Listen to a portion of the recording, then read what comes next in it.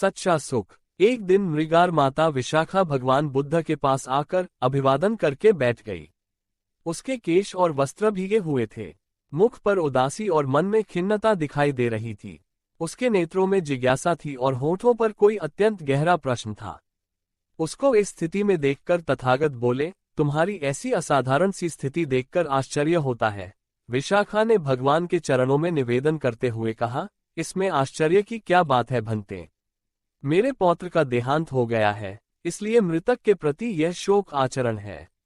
विशाखा, श्रावस्ती में इस समय कितने मनुष्य हैं, तुम उतने पुत्र पौत्र की इच्छा करती हो?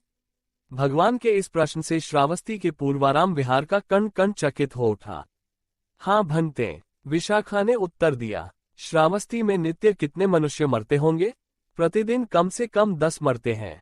किसी किसी दिन तो संख्या 1 तक ही सीमित रहती है, पर कभी नागा नहीं होता। तथागत के इस प्रकार के प्रश्नोत्तर से विशाखा भी विस्मित थी। तो क्या किसी दिन बिना भीगे केश और वस्त्र के भी तुम रह सकती हो? नहीं भंते, केवल उस दिन भीगे केश और भीगे वस्त्र की आवश्यकता होगी जिस दिन मेरे पुत्र पौत्र का देहावसान होगा। इससे ये स्पष्ट हो गया कि जिसके 100 प्रिय अपने संबंधी हैं उसे 100 दुख होते हैं। जिसका एक प्रिय अपना होता है उसे केवल एक दुख होता है। जिसका एक भी प्रिय अपना नहीं है उसके लिए जगत में कहीं भी दुख नहीं है। वो सुख का बोध पाता है, सुख स्वरूप हो जाता है। भगवान ने दुख सुख का विवेचन किया। मैं भूल में थी भंते, मुझे आत्मप्रकाश मिल गया है। विशाखा ने कहा, जगत में सुखी होने का एकमात्र उपाय यह है कि किसी को भी प्रिय न माने, ममता न करे, अशोक और रागरहित होना हो तो कहीं भी संबंध स्वीकार न करे। तथागत ने धर्मकथा से विशाखा को जागृत किया और उसने सच्चे सुख का बोध पाया। यह कहानी अब यहीं समाप्त होती है।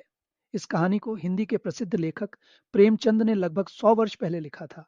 हमें यह जानने की उत्सुकता है कि यह कहानी आपको कैसी लगी। यदि कहानी का विषय या इसे प्रस्तुत करने का ढंग आपको अच्छा न लगा हो, तब भी हमें अवश्य बताइए। साथ ही यह भी बताइए कि आपको किस प्रकार की कहानियां अच्छी लगती हैं। हम आपकी पसंद की कहानियों को यहाँ लाने का प्रयास अवश्य करेंगे। अच्छी कहानी को अपने मित्रों को बताने का अपना ही आनंद होता है।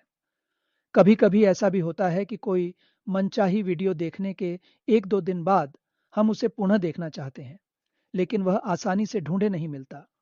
यदि आपके साथ भी ऐसा होता है तो सदस्य बनकर इस समस्या से बचा जा सकता है। भविष्य में पुनः मिलने के लिए इस बार विदा लेते हैं। तब तक के लिए नमस्कार।